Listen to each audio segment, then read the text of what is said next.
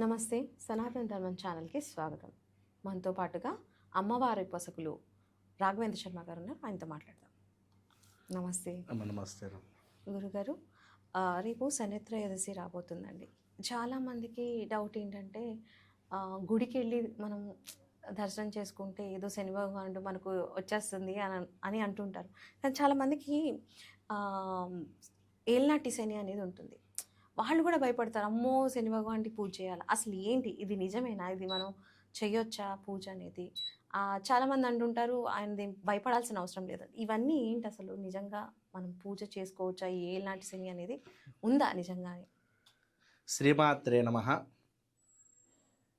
రేపటి రోజు అనగా మన జనవరి 31, 2026 మనకు శని త్రయోదశి ఉన్నది.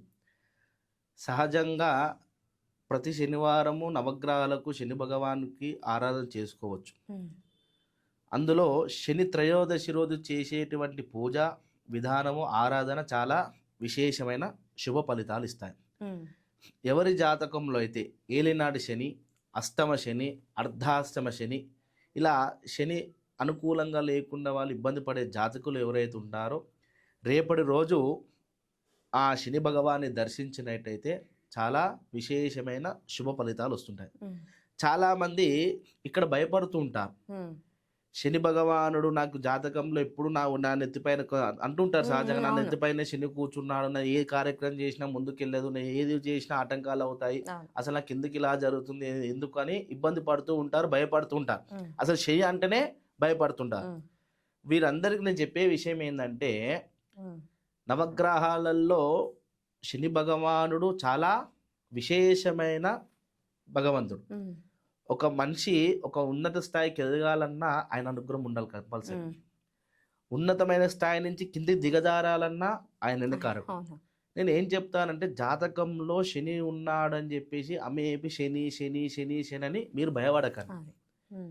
అలా చేయకుండా ఆ భగవంతుని అనుగ్రహం ఉంటే దానికి ఒక చిన్న రెమెడీ ఉంటుంది. శని ఉండడం వల్ల ఇబ్బంది ఏం లేదు. దానికి ఏముంది, నీకు జాతకంలో శని అనుకూలంగా లేడు, ఇప్పుడు ఏలినాడు శని ఉంది, అష్టమ శని ఉంది, అర్ధాశ శని మహర్దశ నడుస్తుంది, ఏ కార్యక్రమం చేసినా కూడా ముందుకెళ్ళడం లేదు, ఆరోగ్యంగా ఇబ్బంది అవుతున్నాయి, దాంపత్యంగా ఏదో కలహాలు జరుగుతున్నాయి, మానసికంగా ఇబ్బంది ఉంది, ఆరోగ్యపరంగా ఇబ్బంది, రకరకాల సమస్యలు వచ్చినప్పుడు మీరు చేయవలసింది ఏమిటి, శనివారం, అందులో శని త్రయోదశి, రేపు ఉదయాన్నే తలంటూ స్నానం చేసి దేవాలయంకి వెళ్ళి నవగ్రహాలకు 9 ప్రదక్షిణాలు చేయండి.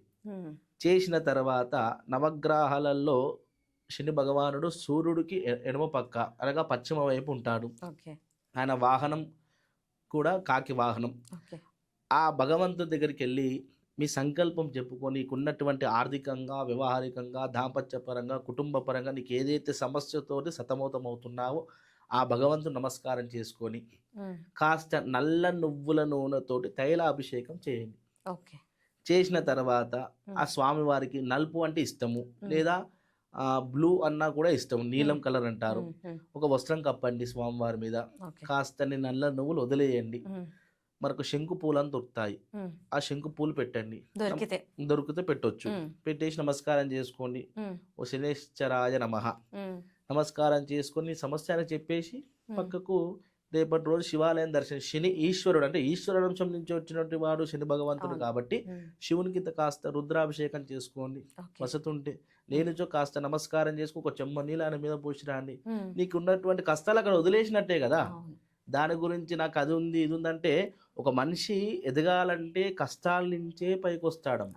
కష్టపడుతూ అంటే భగవంతుడు కూడా నీకు కావాలని, నాకు యోగం కావాలి, భోగం కావాలని నమస్కారం చేసుకోగానే భగవంతుడు మనకి ఇవ్వడు. మనం పడ్డ కష్టానికి శ్రమకు తగ్గ ప్రతిఫలం కూడా భగవంతుడు ఇస్తాను. నువ్వు ఎంత కష్టపడుతున్నావు, నీ శని అనుకూలంగా లేదు అని ఇబ్బంది పడుతున్నావు, అప్పుడు ఆయన కావాల్సిన రెమెడీ నువ్వు చేయాలి కదా.